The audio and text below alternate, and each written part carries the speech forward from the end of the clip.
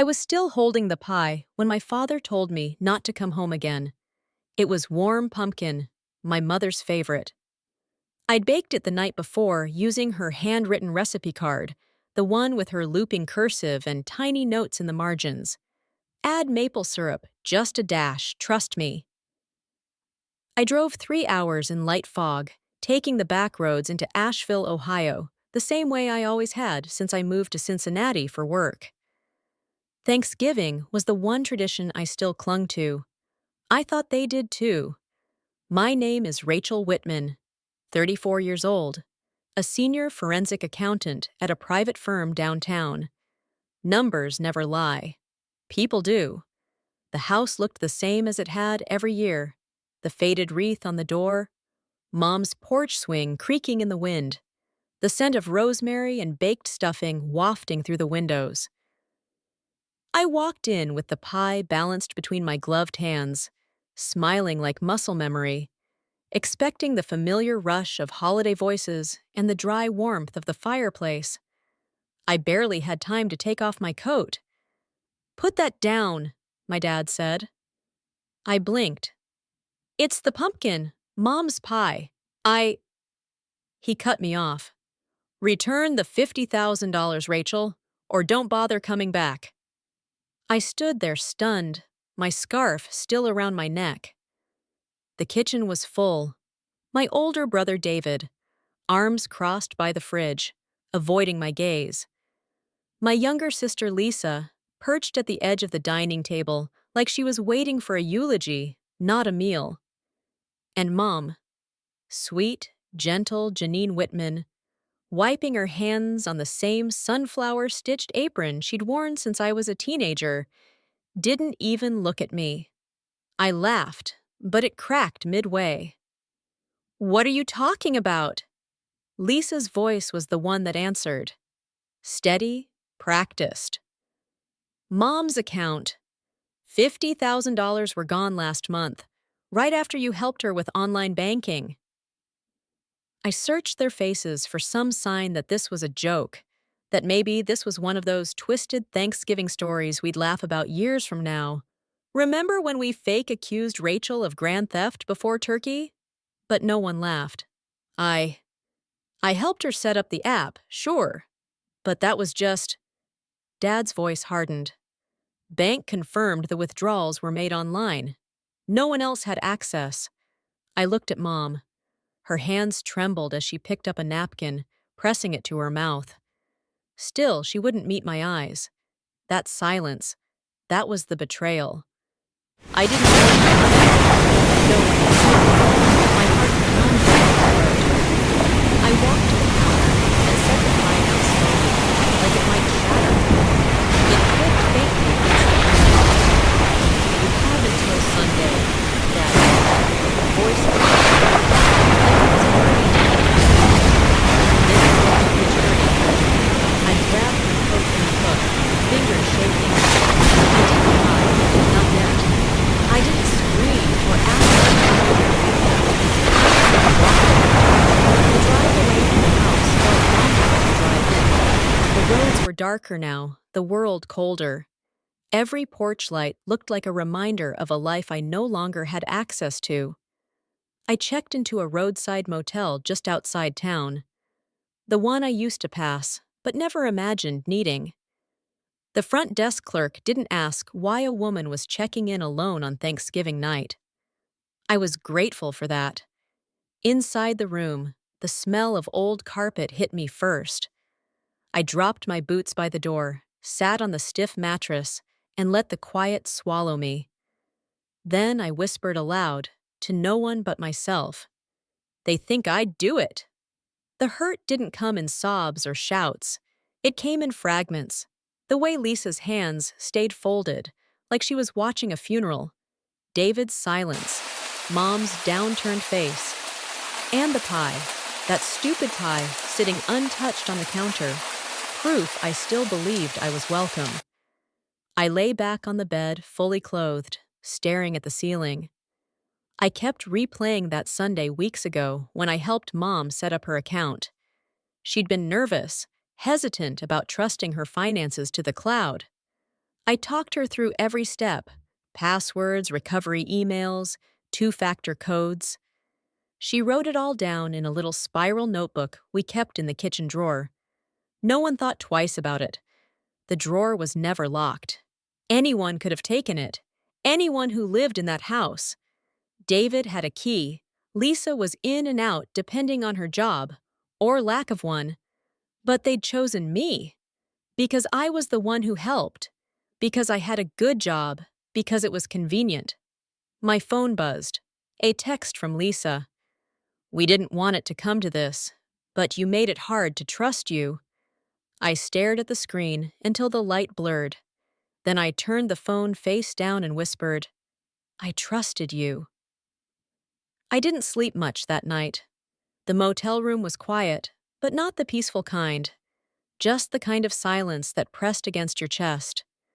The hum of the old refrigerator, the flicker of the fluorescent light near the mirror, the faint echo of cars passing on the highway.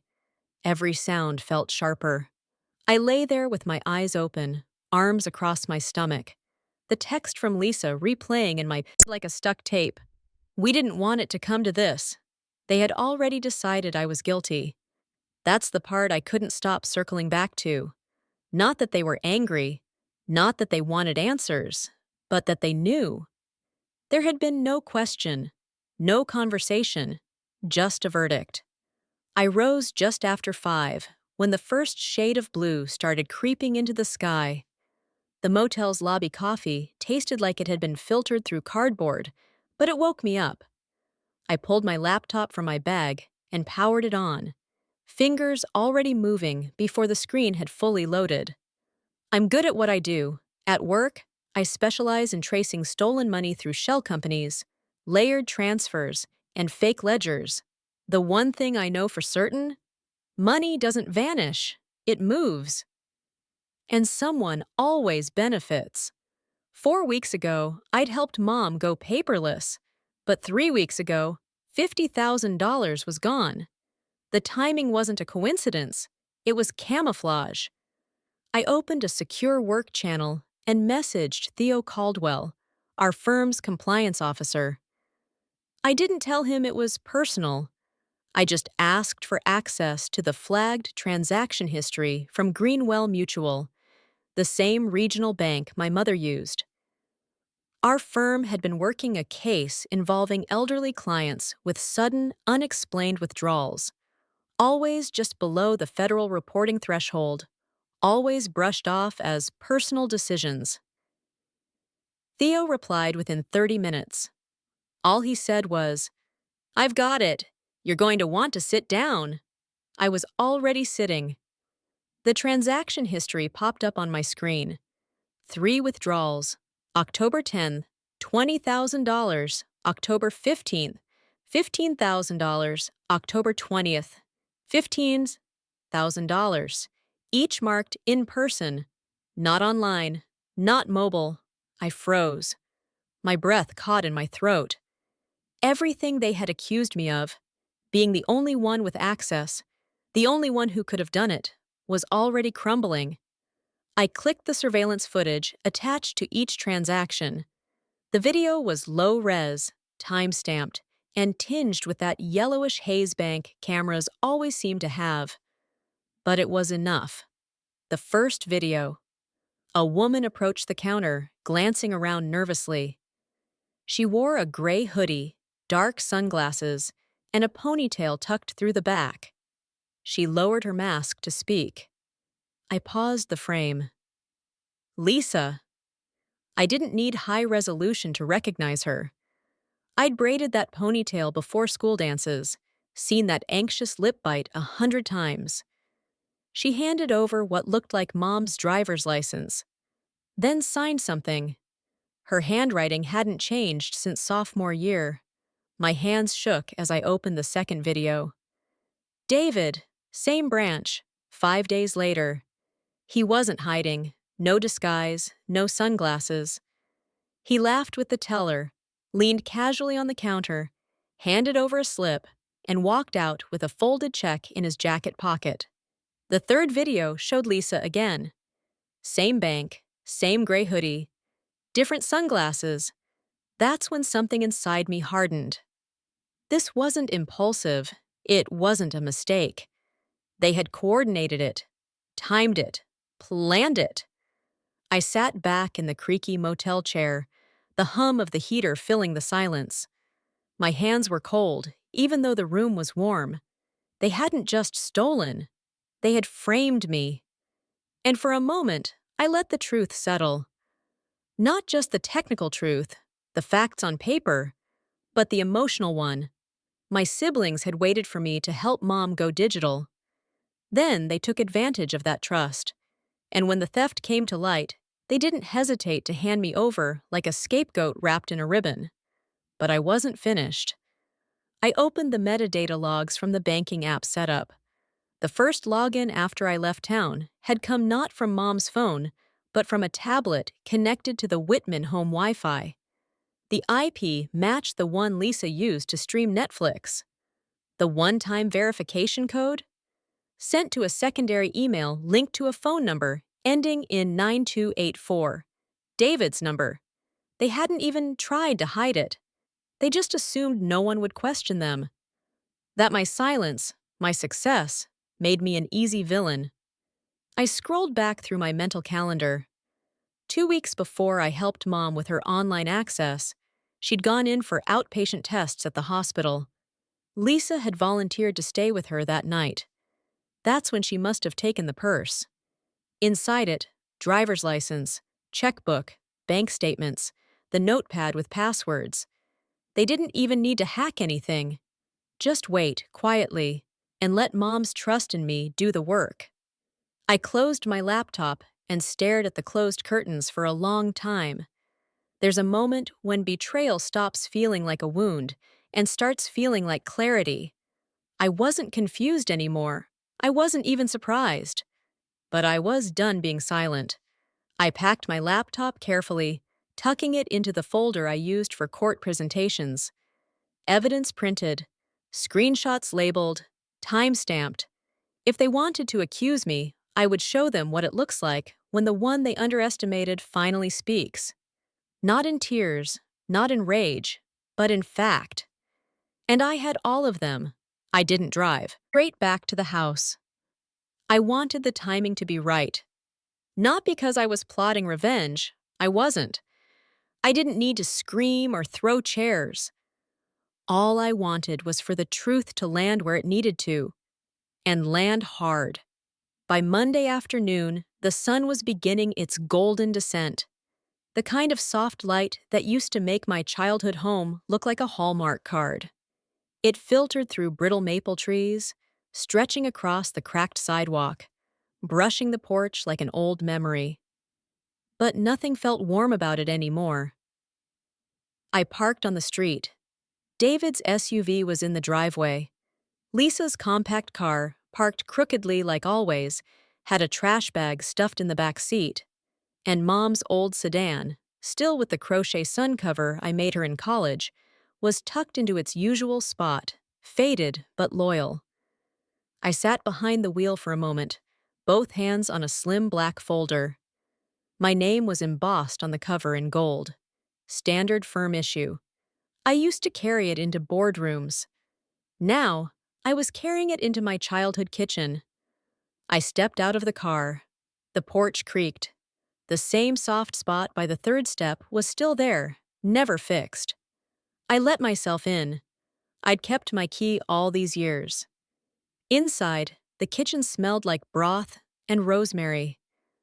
The clatter of silverware came from beyond the dining room arch.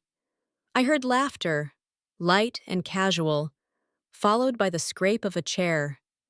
The smell of baked chicken drifted in like nothing had ever gone wrong. I walked in slowly. They were all there.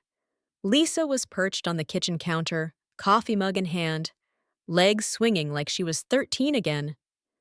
David leaned against the fridge with his arms folded. Mom stood by the sink, drying a plate with slow, practiced movements. Dad was at the stove, stirring something that looked like gravy.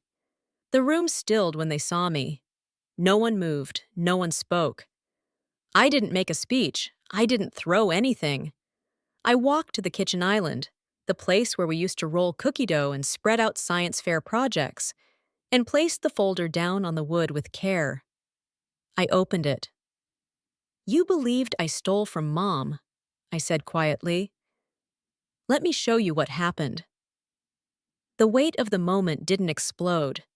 It sank like a storm cloud settling low. I pulled out the first printout.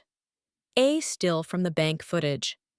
Lisa is in her gray hoodie, large sunglasses, standing at the bank counter. The date, October 10th. The amount, $20,000. Not online. Not me. No one said a word. Lisa stared at the image, her mouth slightly open. She didn't reach for the paper. Next came David's frame, October 15th. He wore a navy sweater and a relaxed smile. His signature was clear, crisp, confident.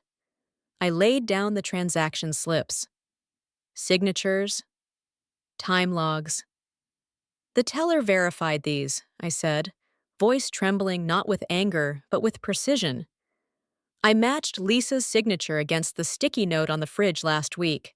Same slant, same tail on these. Mom reached for the papers, eyes wide, hands shaky. Her voice was almost too quiet to hear. "But the bank said it was online." "They thought it was," I replied, "because the digital login happened afterward, from the house's tablet, on the home Wi-Fi. The recovery number belonged to David. The backup email was one Lisa created." David's arms had dropped. His face went pale. He looked down, but didn't say a word. "You told me not to come home," I said, "and you never even asked if I did it. That's what shattered me, not the accusation, not the absence of question." Lisa's fingers tightened around her coffee cup. She swallowed hard. Her voice came out like a splinter. "You always get everything. The job, the respect, the pride. I just wanted to get it back." Her skin was pale in the kitchen light, and the bitterness made her look older than 28. "You didn't level it," I said. "You earned it." David finally spoke. His voice was flat, almost rehearsed. "She'll be fine, Mom. Rachel makes more than all of us combined. It wasn't personal." I turned to him slowly. "It's always personal when it's family." The kitchen was silent again. Mom sank into a chair. Her eyes were fixed on the papers, on the photos, on the facts that wouldn't shift under the weight of emotion. "You let me think my daughter stole from me," she whispered. "And you didn't say a word." She wasn't talking to me. Dad finally turned off the burner, letting the wooden spoon rest against the side of the pot. His hands were trembling too. "Rachel, what are you going to do?" I met his eyes, and for the first time in days, I didn't feel small. "I'm not pressing charges, but I've sent the documents to the family attorney. You'll decide what happens next." Lisa's mug thudded softly on the counter. David turned toward the window. Mom just stared at her own hands, palms up like she didn't know what to do with them. I closed the folder with a soft zip. "You said don't come back unless I return the money." I didn't take the money, but I brought the truth." I turned to leave. Behind me, I heard Mom's voice break. "Rachel."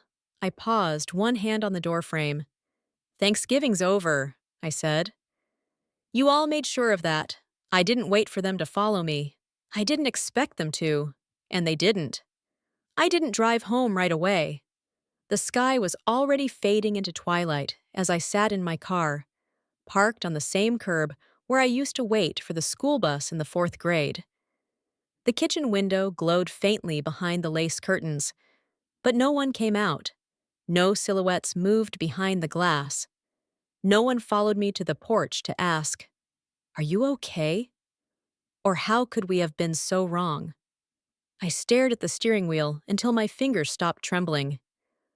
Back in Boston 2 days later, the city looked different, sharper, colder, or maybe it was just me. The snow hadn't come yet, but you could feel it in the wind, something waiting to fall. At the office, I returned to my desk like nothing had happened, reviewed a case, approved an expense report, had lunch with Theo. He didn't ask what I'd needed those bank logs for, and I didn't offer. Some things don't need explaining, even between trusted colleagues, but I also didn't forget. That weekend, I enrolled in a new project, something far from mergers and acquisitions, a community education program. Once a week, I'd teach a class on financial protection for older adults, how to spot the signs of manipulation, how to safeguard passwords, how to read bank statements for unusual patterns.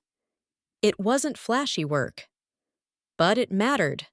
The first class was small, 7 attendees, most of them over 65. One woman brought her adult son, who sat in the back scrolling on his phone. Another man asked me, twice, if I was really the instructor. I just smiled, handed him the printed materials, and continued. At the end of that first session, a woman in a navy shawl came up to me. Her voice was raspy with age, but firm. "I wish I had a daughter like you," she said. I smiled politely. "So did mine, once." She laughed softly, not quite understanding, but her hand on mine lingered with warmth I hadn't felt in weeks. A few days later, a letter arrived. Not an email, a real letter, paper folded neatly into an envelope, addressed in Mom's handwriting. My heart dropped when I saw the return address, 317 Red Fern Avenue. Home. Inside was a single photograph. I knew it instantly. Halloween 1998. I was 10, Lisa 8, David 6. We were on the back porch, surrounded by carved pumpkins. I had a straw hat and a plaid shirt, scarecrow. Lisa wore tinfoil wings taped to her back, a fairy. David was smeared in red paint, claiming he was a zombie firefighter. We were all laughing. On the back of the photo, in Mom's slanted handwriting, just one line, "We didn't know how much we would miss you until you were gone." No signature, no "Love, Mom," just silence and ink. I placed it face down on my desk. There was no follow-up call, no apology from David, no sudden repentance from Lisa. But 2 weeks later, a cousin messaged me. She still lived in Asheville, close enough to gossip with the neighbors. "They both moved out," she said.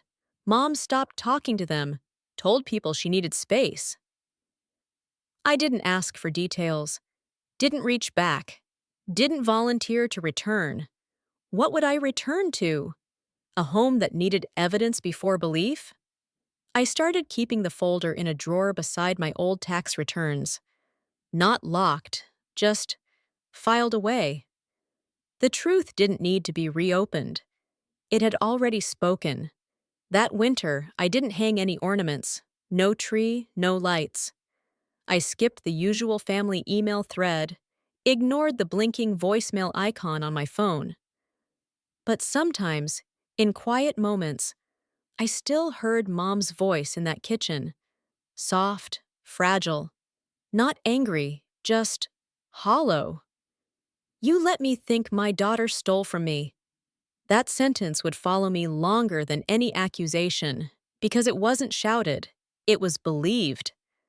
There's a kind of grief no one prepares you for. Not the kind that comes with death, but the kind that arrives quietly when you realize the people you've loved most believe the worst version of you and let it sit there without question. That kind of grief doesn't scream. It sighs. It pulls back, steps away, builds walls, not out of spite, but out of necessity. I didn't block their numbers. didn't burn the photos, but I learned to stop hoping the kitchen window would light up for me again. Because some homes don't exist anymore, not the way they used to. And spring came to Boston quietly. The first day I left my coat at home, I noticed a daffodil blooming near the edge of the sidewalk outside my building. It startled me, bright yellow against all that winter gray. For a long time, I just stood there, watching it sway in the wind, thinking, some things grow again, even here. I still hadn't heard from Lisa or David. Not that I expected to. What would they say? Sorry for stealing from Mom and framing you. Sorry we smiled while handing you over like a criminal? No! Silence was their apology. Or maybe it was just the path of least resistance. Either way, I didn't chase it. Mom called once in February, left a voicemail I didn't delete, but couldn't bring myself to answer either. Rachel, I don't expect you to forgive me. I wanted you to know I believe you. I know the truth now. I'm sorry it took so long. The message cut off before she said goodbye. I replayed it twice. That was enough. The seminar classes became routine. The room was never full, but the people who came, they listened. They asked questions. They wrote things down. One woman cried after reading her monthly statements with me. She'd been giving her adult son loans for years that he never intended to repay. Another man admitted he'd let his niece open a joint account, for convenience, he said, but hadn't checked it in months. I didn't give them false hope. I just gave them facts. One Saturday after class, as I was stacking chairs, a man in his 70s lingered behind. He held out a folded receipt, dated from a month ago with two strange charges on it. I don't know if this is anything, he said, eyes darting toward the floor. I looked at it, smiled. It might be. Sometimes justice doesn't look like a courtroom. It looks like a daughter who won't let her father be conned. Like a woman who finally checks her accounts. Like trust rebuilt slowly, quietly, across laminated tables and cold coffee. In late March, I received a letter from the family attorney. A formal statement confirming my innocence in the case. It wasn't necessary. I never faced charges. But it felt like a small anchor dropping into the water. Something solid, something final. The same letter confirmed that both Lisa and David had been removed from Mom's accounts. I didn't reply, but I did exhale for the first time in months. One night, I walked past the bakery near my apartment and saw a pumpkin pie in the display window. I hadn't had a slice since Thanksgiving. The craving didn't hit like hunger. It hit like memory.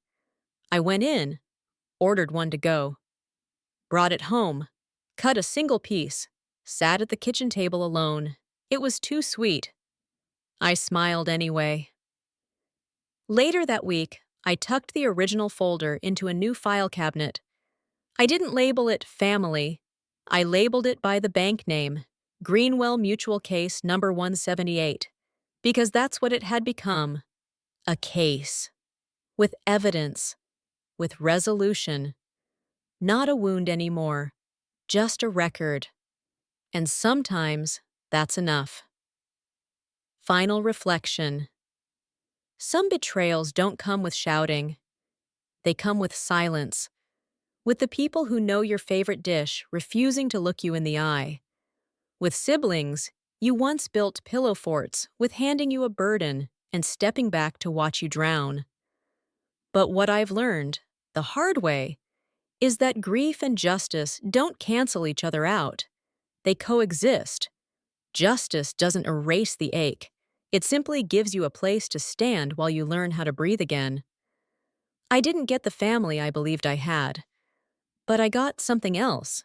Clarity, purpose, and a quiet room full of strangers who trust me to help them protect what matters. And maybe that's what healing looks like. Not forgetting, just choosing not to bleed anymore. If this story moved you, even just a little, Please take a moment to like, share your thoughts in the comments, and subscribe to the channel. And don't forget to tap the notification bell so you never miss another story like this, one that might remind you you're not alone. Until next time, take care of your truth and guard it well. Sometimes, what's left of love is just memory.